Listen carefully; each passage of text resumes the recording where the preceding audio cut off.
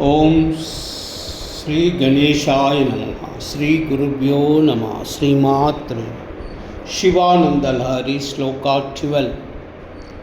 गुहायां गेहे वा बहिरपि वने वा दृशिकरे जले वा वन्यौ वा वसतु वसते किं वद फलम्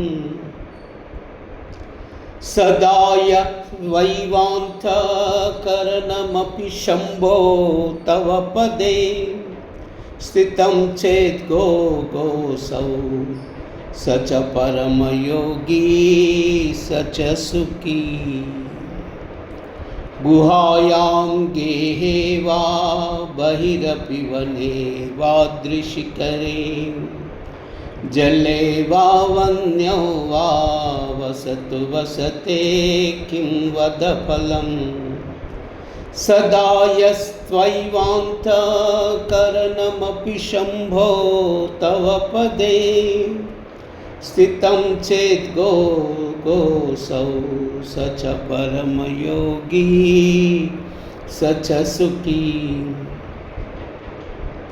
गुहायां गेहे वा बहिरपि वने वा दृशिकरे जले वा वन्यौ वा वसतु वसते किं वद फलम् सदा यत्त्वैवान्तकरणमपि शम्भो तव पदे स्थितं चेत् गोसौ स च परमयोगी स च सुखी।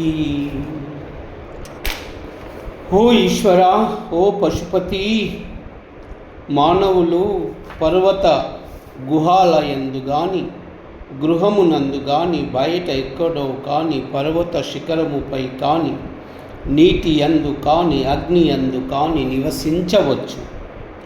నివసించిన ఆ ప్రదేశం వలన ప్రయోజనము ఏమి ఉంటుంది? ఎవరి హృదయము ఎల్లప్పుడూ నీ పాద పద్మములందు ఆసక్తమై ఉంటున్నాయో అదే యోగము, అతడే మహాయోగి, అతడే సౌఖ్యవంతుడు. హృదయములో భక్తి ప్రధానము కానీ వసించే స్థలము ప్రధానము కాదని భావం.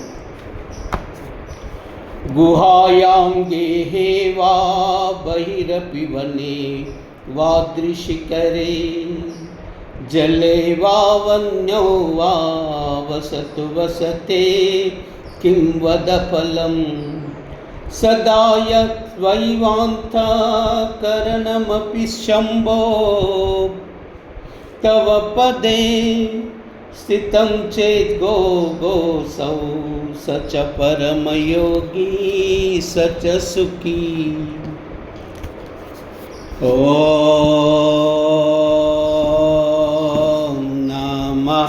शिवाय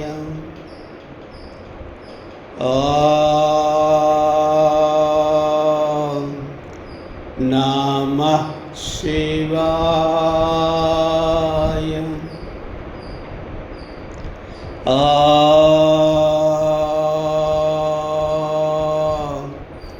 नमः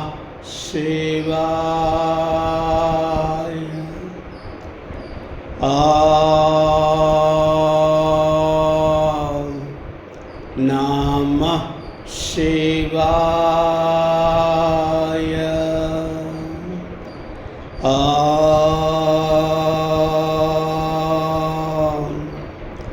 नमः शिवाय। सर्वमंगल।